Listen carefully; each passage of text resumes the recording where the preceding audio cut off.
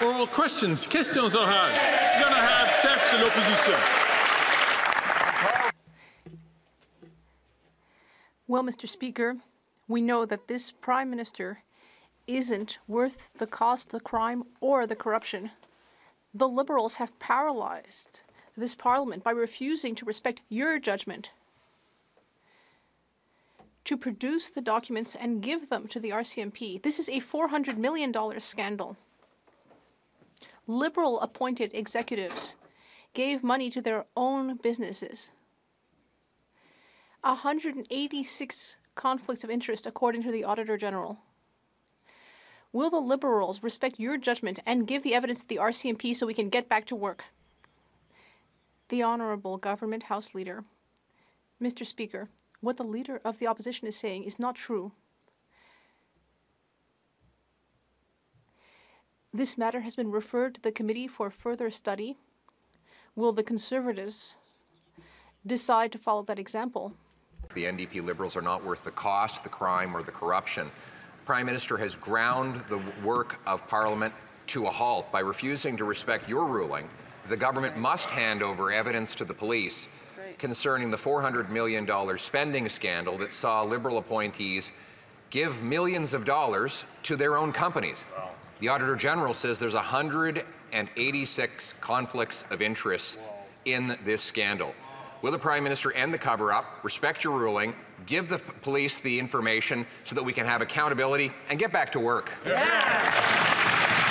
The Honourable Leader of the House in the House of Commons. Thank you, Mr. Speaker. Well, it's demonstrably false what the Leader of the Opposition is saying, because your ruling was to send this matter to the House and Procedure Affairs Committee for more study. And so, in fact, it is only the Conservatives that are now obstructing their own obstruction, because they don't want this to go to committee, because it would demonstrate that they are trying to upend charter rights and override police independence. Thank you, Mr. Speaker. The Honourable Leader of the Opposition. Mr. Speaker, the Parliament can get back to work this minute if the government will just hand over the evidence to the police about this $400 million Liberal spending scandal. I found it interesting. They say everybody's going to lose their charter rights if the police get evidence into this $400 million Liberal spending scandal. No, what will happen is that the Liberal nominees and appointees who engaged in 186 conflicts of interest to stuff their own pockets will be held criminally accountable, and Canadians might get their money back. Why won't they hand over the evidence, respect your ruling, so we can get back to work around here? The Honourable Leader of the Government in the House of Commons. Mr. Speaker, what's interesting about this is that there's actually proof that the Leader of the Opposition is saying is false, because in your ruling you said this matter needs to go to the House and Procedures Affairs Committee for further study, because this is unprecedented in what the Conservatives are putting forward, because, as the RCMP mentioned, it would upend charter rights and it would blur the lines between judicial and legislative independence. Mr. Speaker, the Conservatives can follow your ruling and we can all go back to work, which is what exactly the Canadians want us to do. Thank you. Yes, we did. I'd like to thank all members for being very patient and not taking the microphone. I'm going to remind the Honourable Member from South Shore St. Margaret's to do the same. The Honourable Leader of the Opposition. A year ago today, a sadistic and genocidal death cult, Hamas, carried out the biggest attack on Jews since the Holocaust and has 100 more hostages. Bring them home. Here at home, though, our Jewish friends and neighbors have been doubly victimized as anti-Semitic mobs take to the streets shouting, "From Palestine to Lebanon, Israel will soon be gone. There's only one solution: intifada, revolution." Will the government clearly and unequivocally condemn these genocidal chants from hateful mobs on our streets?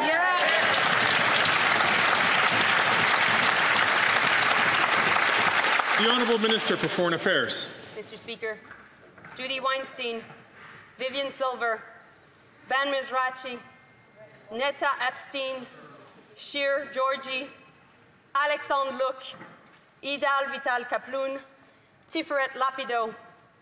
May their memories be a blessing. It was my honor to have met with their families here at home and in Israel. And on the anniversaries of Hamas' horrific attacks, my promise to their loved ones is the following: year after year, Canadians will honor their memories, and to Jewish people, we stand with you. We won't relent until the last hostage returns home.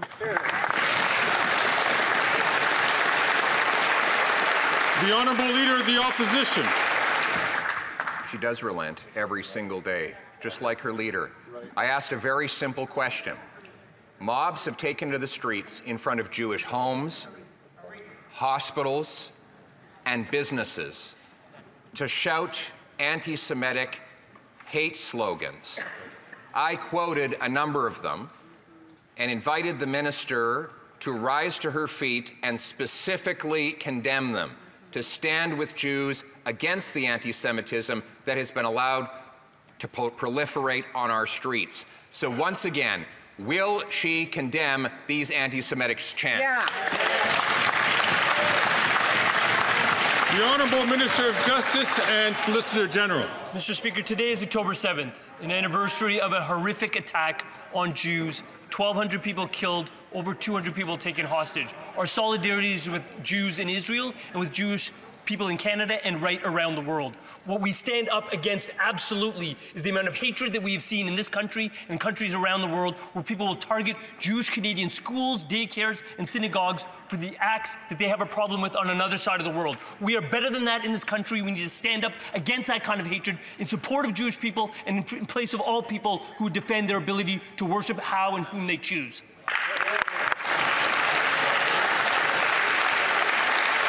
L'honorable député. The Honourable Member for La Prairie. Mr. Speaker, seniors came here to the Hill last week to ask for old age security to be increased by 10%. According to a poll, 79% of people agree with that. 79%. And elected officials voted unanimously for it. We just need the government to grant royal recommendation to C-319, but it doesn't want to because it says that that's not how things are done.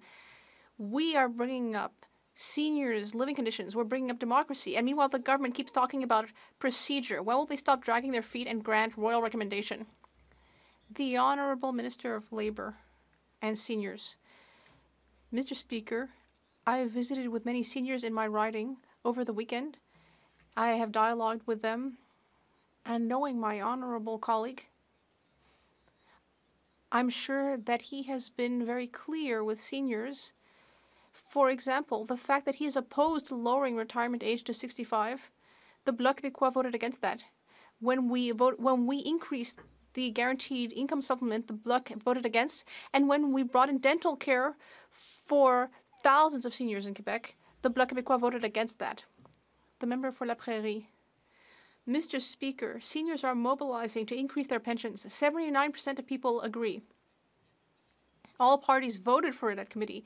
And yet, the Liberals just keep talking to us about procedural problems. And the same thing applies to the issue of supply management. Farmers want C-282. All of the parties voted for it, but it's stuck in the Senate. And once again, the Liberals are refusing to do anything. In both cases, the Liberals are talking to us about procedural problems, but it's the real problem that the Liberals just don't care. Culture Niagara Food. Thank you very much, Mr. Speaker. My honourable colleague is well aware that it was our party that initiated the supply management program. It's our party that supported the supply management program through its history. It's a very successful program, and we supported 282, and we urge the other place to move on this legislation. Thank you, Mr. Speaker. Good job. L'honorable député de New Westminster. The Honourable Member for New Westminster Burnaby. Mr. Speaker, the right to housing is critical, but the housing crisis has only gotten worse since the Liberals came to power. The Liberals and the Conservatives before them sold more than 1 million affordable housing units to rich developers so that they could get rich at the expense of families. The Liberals let rents double. Meanwhile, the Conservatives helped their real estate donors get rich. Both of these parties provoked the housing crisis. Why do they want families to pay the price for what they've done? The Honourable Minister of Public Services and Procurement. Thank you, Mr. Speaker. Our colleague is right to oppose the Conservatives. When the Leader of the Opposition was Minister for Housing for the entire country, he only managed to build 6 affordable housing units. But my NDP colleague is also right to say that the Conservative leader is cynical. He's saying that helping seniors who live in low-income housing or co-ops would be encouraging a Soviet lifestyle. The housing crisis in Indigenous communities continues to be a stain on this government's record. Over 300,000 Indigenous people continue to live in unsuitable housing. The Liberals promised to build homes for First Nations, Inuit, and Métis communities and broke it. To make matters worse, Indigenous people are still reeling from the Conservatives' cuts to housing until this day. Liberals break promises, Conservatives gut and cut, Indigenous people pay the price. When will this government finally act to build the homes Indigenous people desperately need? The Honourable Minister for Public Services. Thank you, Mr. Speaker. Our colleague is entirely right. That's why we have been building thousands and tens of thousands of homes for Indigenous Canadians and other Canadians in the last 9 years. Now, if we had built on the record of the Conservative leader with 6 affordable apartments in his entire mandate, we would be a long way from what is needed for Indigenous Canadians in 2024. In addition to that, as I said in French, the Conservative leader doesn't want to support seniors and Indigenous Canadians when they live in low-rent housing because he believes it encourages a sort of Soviet-style housing conditions. L'honorable chef de l'opposition. I gave the Foreign Affairs Minister 2 opportunities to condemn the increasingly common and terrifying anti-Semitic chants we hear in the streets. Israel will soon be gone. There is only one solution, Intifada revolution. Twice she refused to condemn those remarks. She continues to pander to Hamas supporters in the Liberal Party as part of her leadership campaign rather than doing her job. So I'll give her another chance. Will she publicly support Israel's right to retaliate against the tyrants of Tehran and the terrorists in Hezbollah and Hamas to protect itself? Yes or no? Yeah.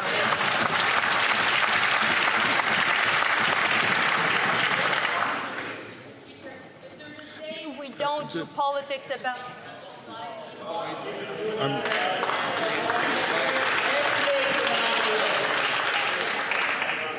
I just want to encourage all members to ensure, consistent with rulings in the past, and I will come back to this near the end of question period, but just to caution all members to please be judicious in their words. The Honourable Minister for Foreign Affairs. Mr. Speaker, if there's a day where we don't do politics about people's lives being taken or people being killed, it's today.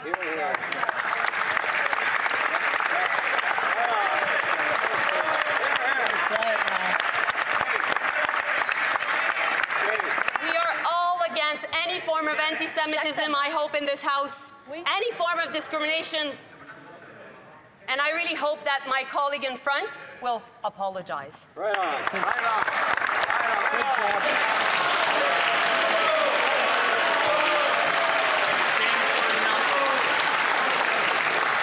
The Honourable Leader of the Opposition. If there was ever a day when we needed a government to stand up for what was right, this would be that day.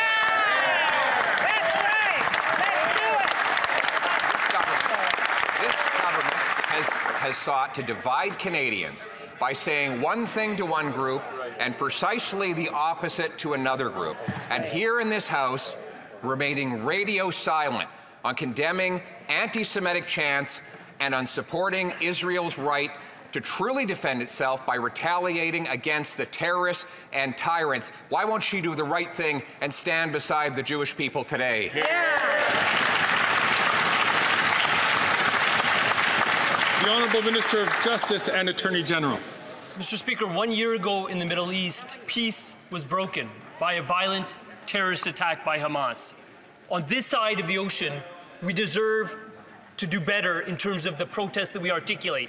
It needs to be peaceful. What that means is you don't go out on the streets and target a daycare. You don't go out on the streets and target a community center. You don't go out on the streets and target a synagogue. Our resolve to fight anti-Semitism is strong. It has been strong since this Parliament started when we outlawed the willful promotion of anti-Semitism. It is even stronger now when we're advocating for more strict penalties, which that party opposes.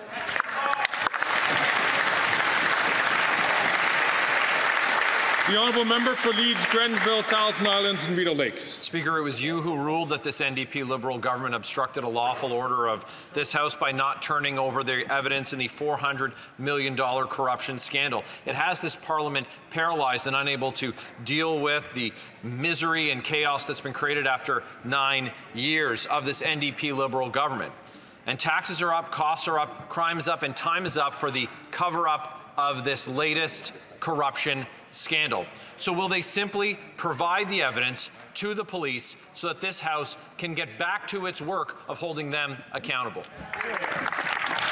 The Honourable Leader of the Government in the House of Commons. Thank you, Mr. Speaker. Well, that member is again false in his statements, because what you clearly ruled was that this matter should be sent to committee for further study, because it is the first time in this Parliament's history that it is taking its extraordinary powers and abusing them in such an egregious way. The issue with which the honourable member is discussing has been dealt with by this government, but it's up to the Conservatives to stop obstructing their own obstruction so that we can all get back to the important work of governing for Canadians. Thank you, Mr. Speaker. The honourable member from Leeds, Grenville, Thousand Islands and Rideau Lakes. Only a Liberal would get up in this place and say that the majority of members in this House who were democratically elected, exercising powers that are legally bestowed upon this Parliament, are somehow infringing upon this government's constitutional right to not be investigated by the RCMP for their own corruption. It's absolutely unbelievable. Over 186 conflicts of interest, $400 million lining the pockets of well-connected Liberal insiders, while Canadians are lined up at food banks in record numbers. So we want to know if this government's expecting the NDP to bail them out and stop us from holding them to account. The Honourable Minister of Justice and Attorney General. Mr. Speaker, let's be clear about two things. In terms of a criminal prosecution, the way it normally unfolds is the police seek a search warrant from a judge. The judge evaluates the Charter of Rights and Freedoms and the charter interest that are at stake in getting those documents, something of which that party cares not. Secondly, Mr. Speaker, we also have this fundamental premise. It's called police independence. We safeguard it in Canada. You know who doesn't safeguard it? Authoritarian regimes. I guess the Leader of the Opposition and his minions are sharing their blatant observation and favoritism towards authoritarian tactics in this House.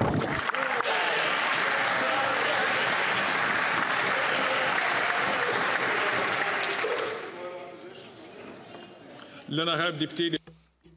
The honourable member for Louis Saint Laurent. Mr. Speaker, history will remember that this government is corrupt. The latest example is the Green Fund, which ultimately became a slush fund for this government's buddies. The Auditor General was scathing. The leaders of the fund gave money to their own companies 186 times. That is corruption that deserves a police investigation. My question is very clear. When will the Liberals comply with your ruling to give the documents to the police so they can do their work? The Honourable Minister of Innovation. Mr. Speaker, I have a great deal of respect for my colleague, for Louis Saint Laurent, but only the Conservatives could manage to filibuster their own motion. I've never seen anything like it. Mr. Speaker, we said that we would take decisive action, and that's what we've done. We got to the bottom of things. There have been 4 independent reports. The CEO has stepped down. The board stepped down. The fund is now under the National Research Council. We believe that we have taken the right measures to ensure good governance of that program. The honourable member. Mr. Speaker, I also respect the minister, but the problem is that the AG herself said that the minister did not do his work properly and was not paying enough attention to what was happening within the fund. And we know that people here at the table are saying that the RCMP does not have all the documents. The only way to ensure that the RCMP can properly do its work is to ensure that the Liberals actually provide all of the documents. When will the minister finally stand up and do his duty? The Honourable Minister of Innovation. Mr. Speaker, again, I have a great deal of respect for my colleague, but there have been 4 independent reports. Not 1, 4. 4 independent reports were produced. And the RCMP commissioner has said in an open letter that the RCMP had access to all the documents. So in the interest of Canadians and democracy, in the interests of our work here in the House, we are asking the Conservatives to stop filibustering their own motion and to work hard in the interest of all Canadians. The honourable member for Berthier-Masquinongé. Mr. Speaker, I'd like to come back to C-282, a bill that protects supply management. We were wondering why two senators, Peter Beam and Peter Harder, were blocking the bill in the Senate. Well, now we know why. Because of Dimitri Soudas, former advisor to Stephen Harper. He said about the two senators that they are two former deputy ministers who tried many times to convince Stephen Harper to abandon the supply management program. I was there, he said. So these two Liberal-appointed senators are trying to topple something that was voted in this House. Is that acceptable for the Liberals? Alimentaire. The Honourable Minister of Agriculture. L'honorable ministre Revenu National.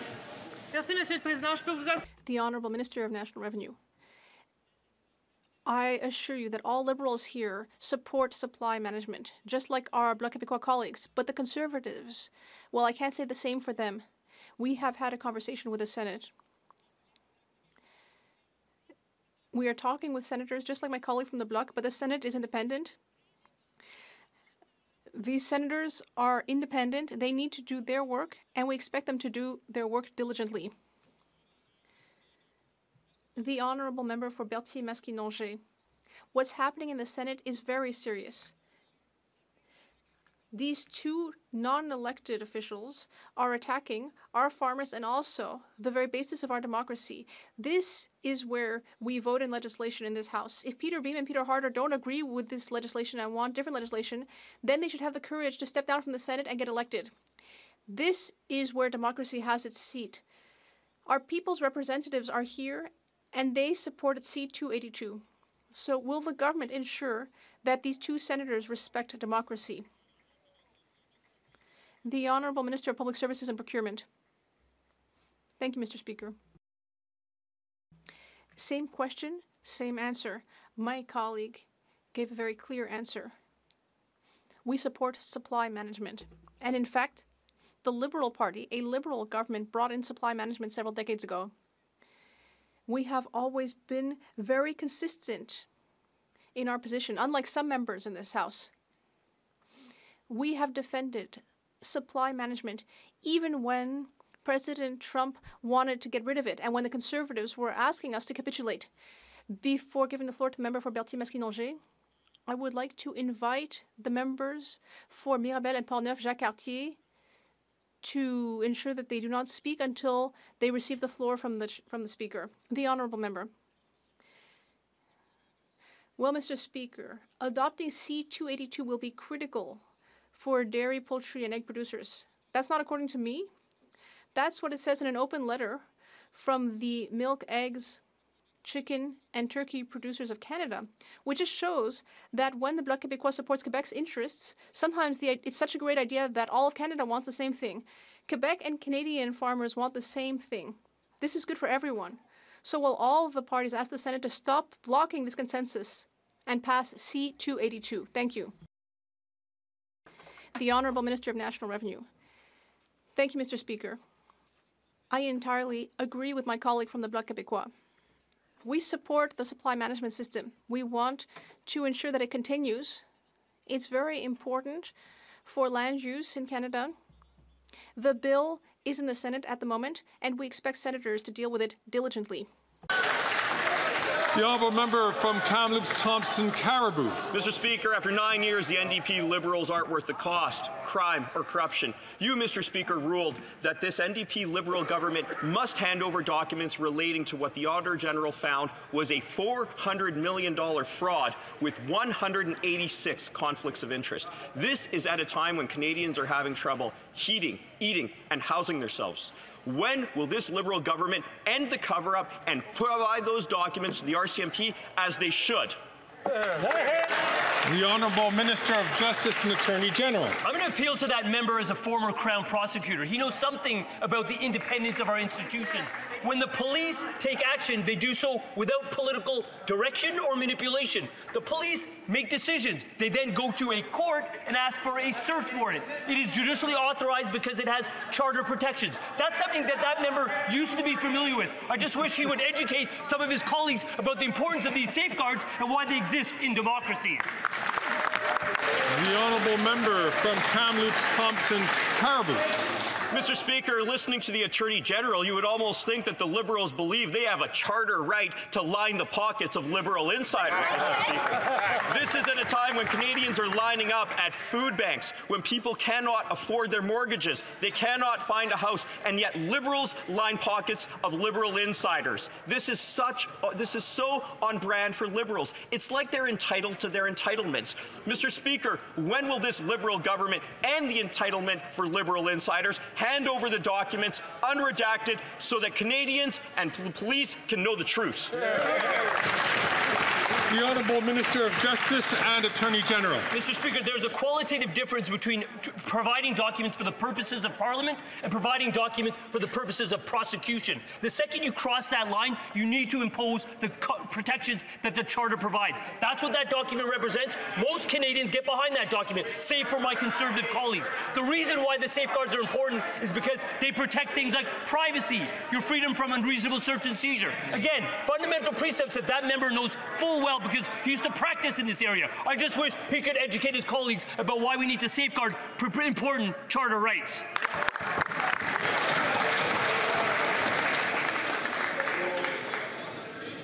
Colleagues.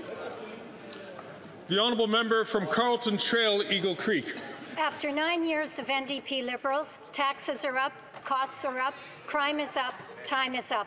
The Green Slush Fund is more proof that the NDP Liberals are not worth the cost, crime or corruption.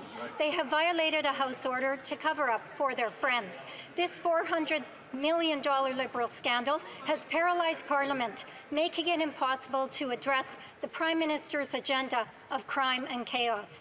Will the NDP Liberals end the cover-up, give proof to the police, so Parliament can get working for Canadians? Exactly. The Honourable Minister for Innovation. Mr. Speaker, talking about working for Canadians. Now Canadians at home, we're seeing conservative blocking conservative motion, Mr. Speaker. Can you imagine that? We live in a parallel world in this place. The Conservatives are blocking their own motion, Mr. Speaker. What we did and we promised the Canadians was to get to the bottom of this, Mr. Speaker. There'll be 4 independent reports, Mr. Speaker, including the Auditor General, including the Commissioner of the RCMP. We said he has all the documents, Mr. Speaker. Not only the board resigned, the CEO resigned, the integrity of the foundation has been transferred. Mr. Speaker, we uphold the highest standard in this House. Colleagues, the Honourable Member from Victoria. Mr. Speaker, Canadians expect their government to do more when it comes to the climate crisis, but the Liberals are so far deep in the pockets of Canada's worst polluters that they plan to label fossil fuels as sustainable. They are caving to the interests of big banks and big oil instead of protecting Canadians. Oil and gas profits are going up.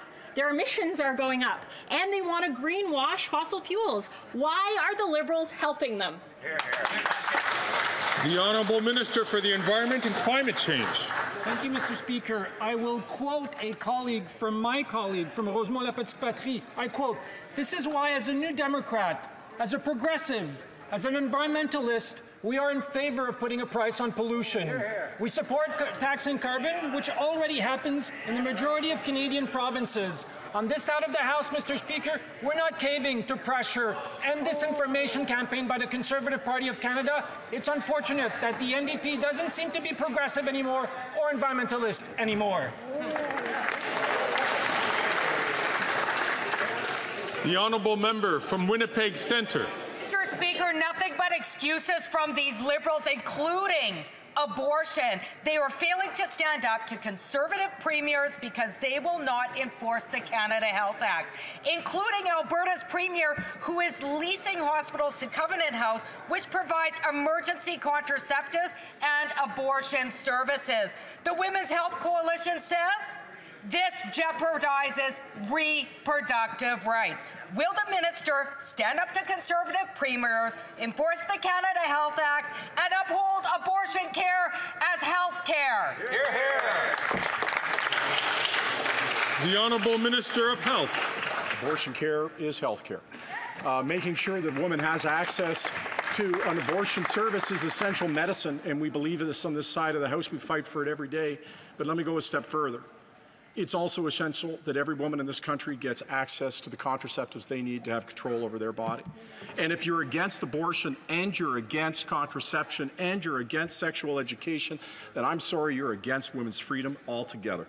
And on this side of the House, we're going to make sure every woman gets the sexual and reproductive tools and support that she needs to have true freedom, Mr. Speaker.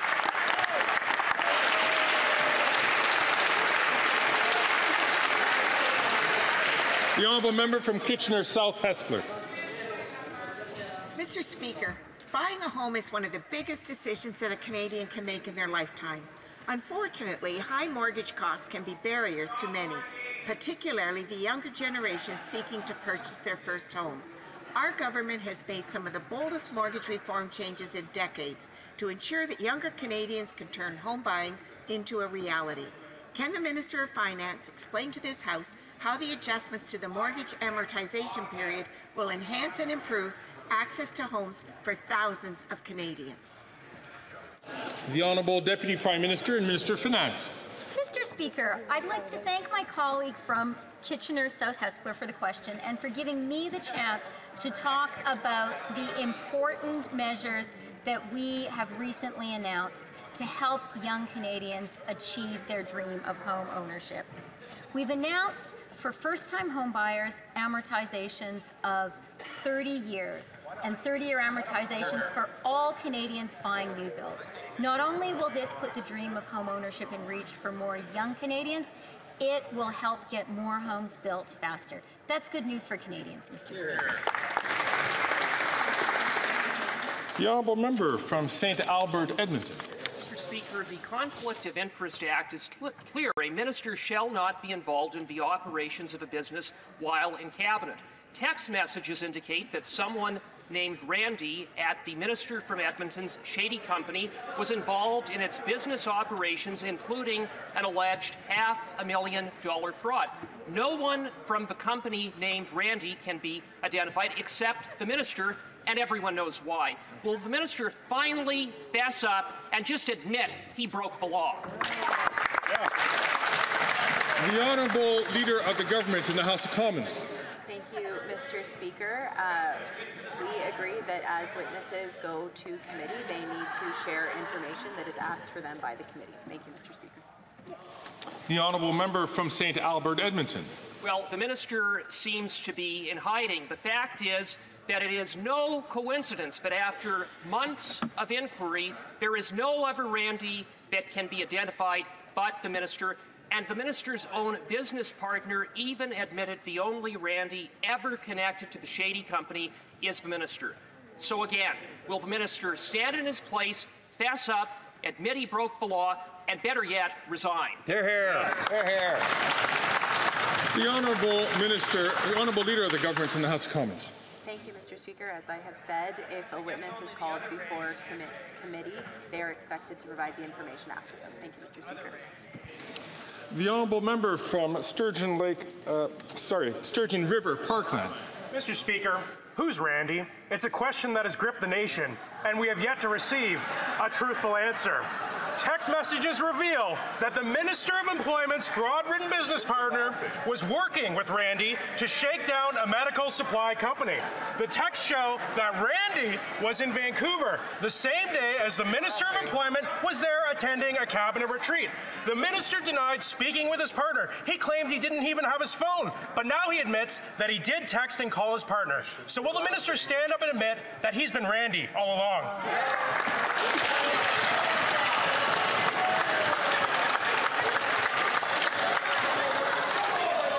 Colleagues,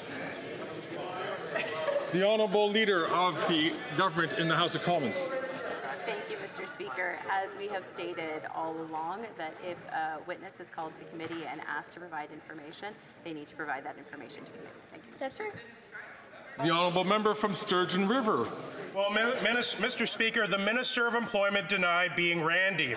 He claimed he had no business dealings with his fraud-ridden business partner. He said he never even spoke to him in Vancouver while he was at the cabinet retreat. He said it was impossible. But after handing over his phone to the Ethics Commissioner, he finally admitted that he did text and call his business partner while at the cabinet retreat in Vancouver. The minister concealed the truth from Parliament for months, and only after getting caught did he admit his actions. Now the Speaker has even found his business partner in contempt of Parliament. The minister has had all summer to reveal the real Randy. Will he stand up and reveal himself today?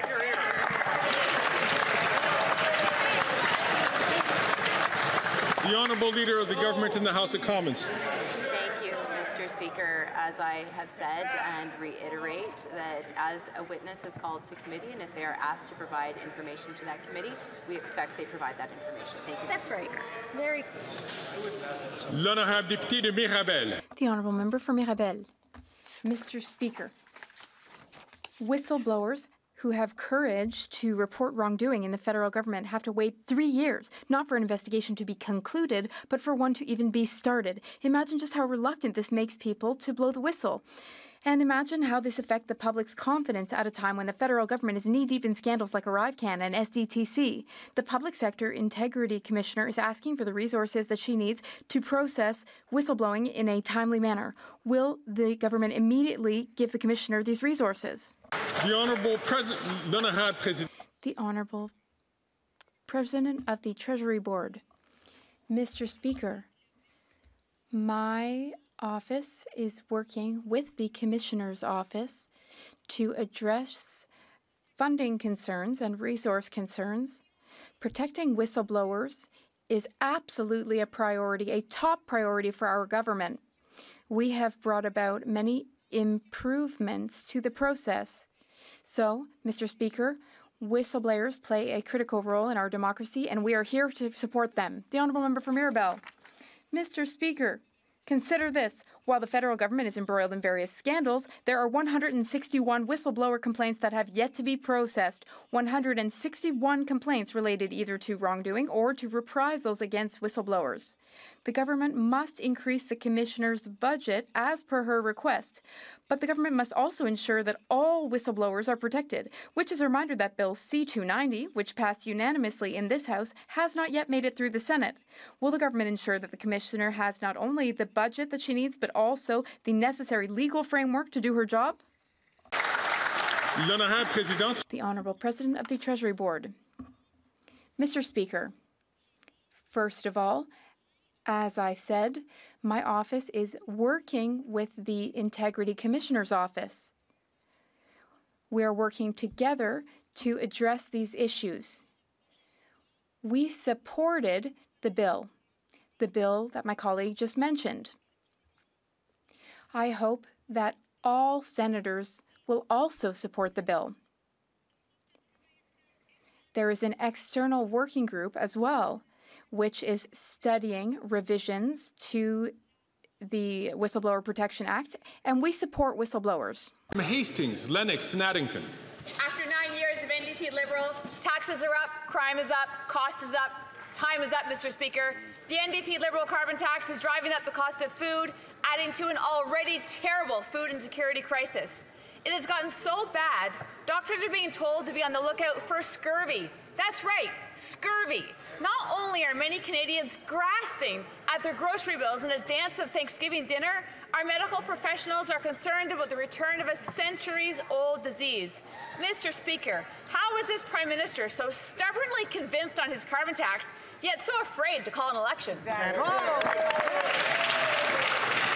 Honourable Minister of Health. Well, I'll tell you, Mr. Speaker, what won't help somebody facing food insecurity in this country that's caused by a global crisis and rising food costs, it's cutting the rebate check. That's what the Conservatives would do. I talked to an individual, Bob, today. He's a senior who, with the Canadian Dental Care Plan, just saved $3,000 on essential care that he needed, talking to me about what that meant for his family and their ability to afford food. That would be cancelled by the Conservatives. All the Conservatives have are slogans, and we saw what that did.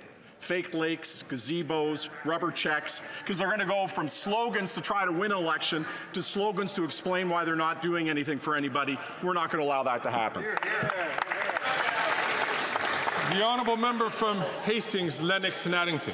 Thank you, Mr. Speaker. While sunny days are over, everyone should be concerned when leading medical publications are raising the alarm bells about scurvy in Canada in 2024.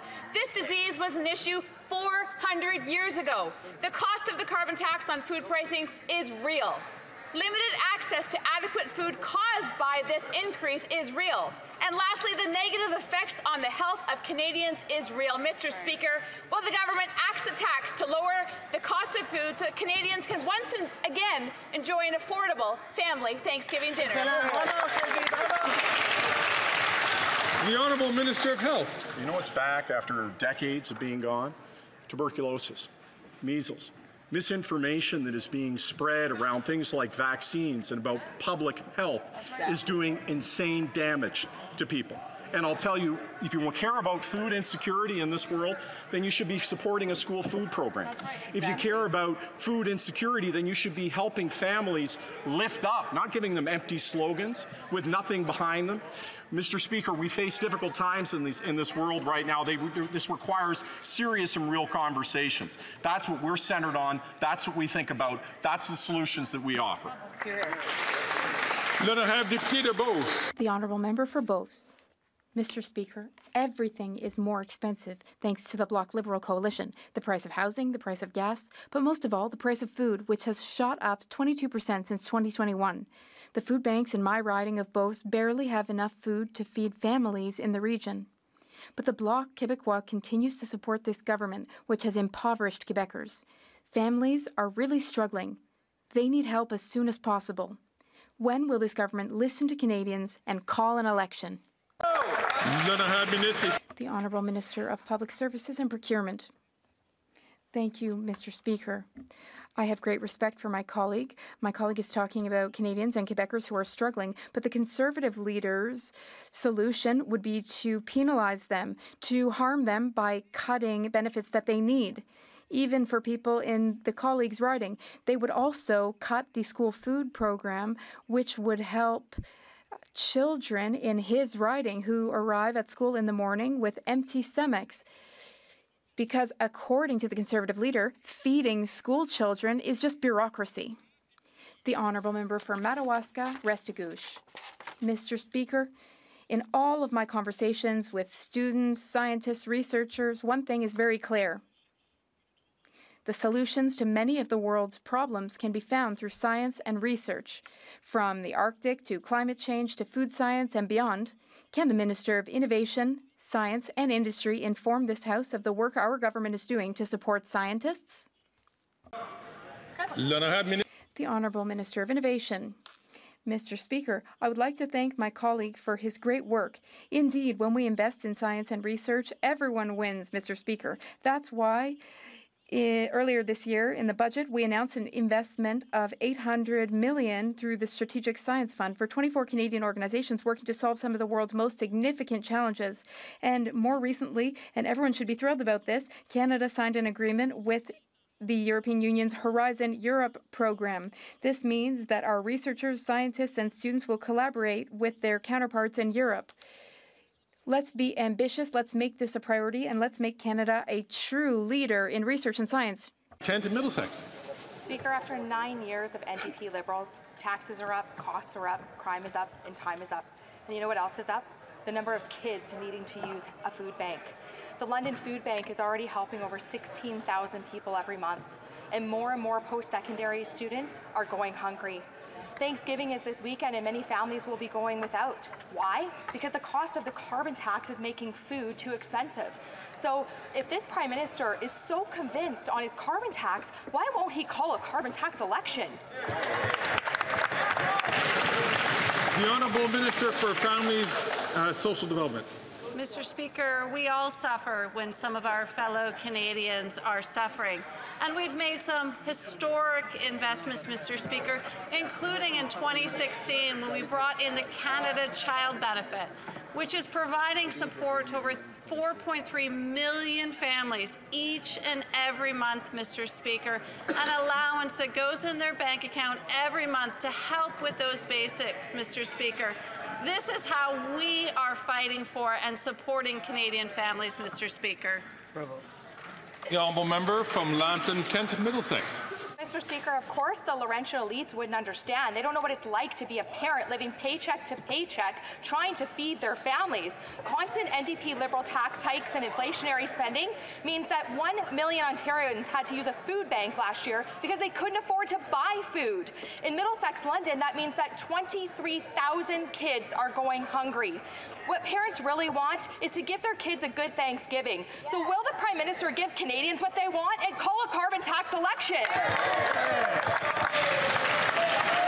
The Honourable Minister for Families, Children and Social Development. Mr. Speaker, on this side of the House, we're focused on fighting for Canadian families. What does that mean, Mr. Speaker? That means making $1 billion commitment to families and children across this country to bring forward a school food program, Mr. Speaker, that will feed over 400,000 children each and every year. We've already seen progress with Newfoundland and Labrador on board and putting this forward in their schools. I look forward to more provinces and territories signing on so we can ensure kids have food at school. The Honourable Member for Montmagny, Lillet, Kamouraska, Rivière-du-Loup. Thank you, Mr. Speaker. After 9 years of this Liberal government, young Canadians and Quebecers are suffering. The sky-high cost of living is driving people to despair all over the country. 1.3 million Quebecers are experiencing food insecurity. And they're struggling to find a job, too. In a country like Canada, that's a disgrace. Quebecers have had enough of this centralizing, inflationary Liberal government, but the Bloc Québécois is still insisting on keeping them in power. It's unbelievable. Young people need jobs and housing. Can the Bloc Québécois give young Quebecers a break and stop supporting this Liberal Prime Minister who is ruthlessly impoverishing them? The Honourable Minister of Public Services and Procurement. Thank you, Mr. Speaker. Ruthless? You know what's ruthless? Conservative policy toward Quebec's families and young Quebecers. He should bring his party leader with him. He says it's bureaucratic to help people to give food to children at schools, children who arrive in the morning with empty bellies. In fact, what about in the members' riding? We need an explanation about why it's bureaucratic to help hungry children. Member from St. John's East. In 2012, the Conservative Prime Minister traveled to the World Economic Forum in Davos to announce their plan to raise the retirement age to 67. Their plan, supported by the Leader of the Opposition, would have taken away OAS from 1 million Canadian seniors who turn 65 this year. Can the Minister of Seniors share how the government has defended Canadians' right to retire at 65 and what further supports for seniors is at risk of Conservative cuts? The Honourable Minister for Labour and Seniors. Mr. Speaker, thanks to my colleague, the chair of our Seniors Caucus. Mr. Speaker, the Conservatives' World Economic Forum agenda tried to turn Canadians' 2 best years of retirement into their 2 worst years of work by raising the retirement age to 67. Shameful. We reversed it. That's right. Their World Economic Forum wish list would cut a $1,000 increase to the GIS that helps nearly 1 million seniors. It would cut rent relief for vulnerable seniors and would kick 2.5 million seniors off the Canadian Dental Care Plan. The World Economic Forum agenda will not pass, Mr. Speaker.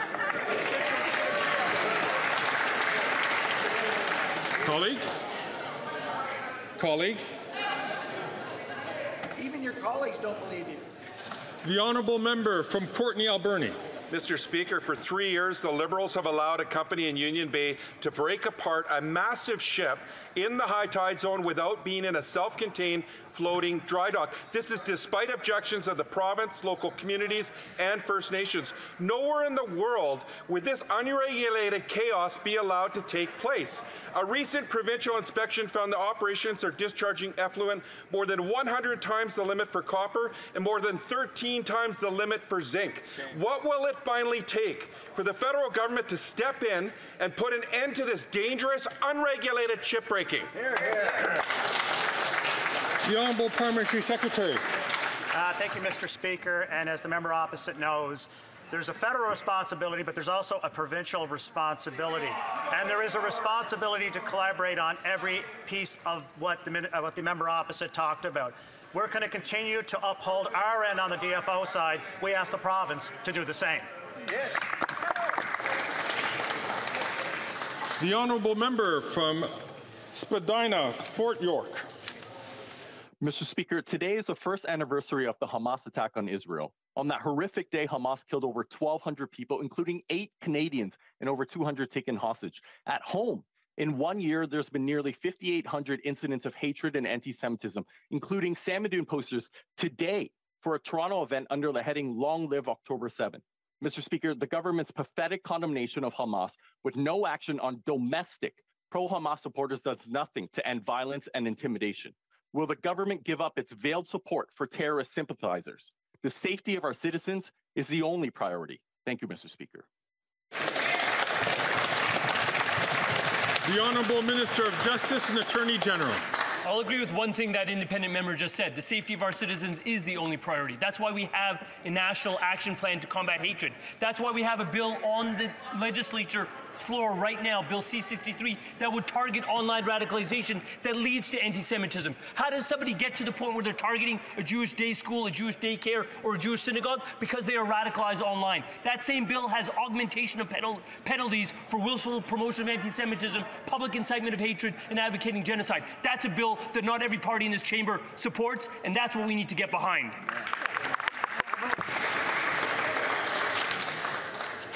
Colleagues, chers collègues, à la suite de discussions.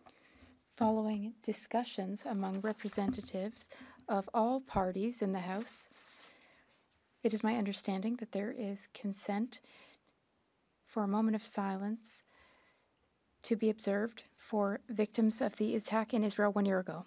I understand there is agreement to observe a moment of silence in memory of the victims of the attack in Israel that happened a year ago. I now invite honourable members to rise. J'invite les honorables députés à se lever.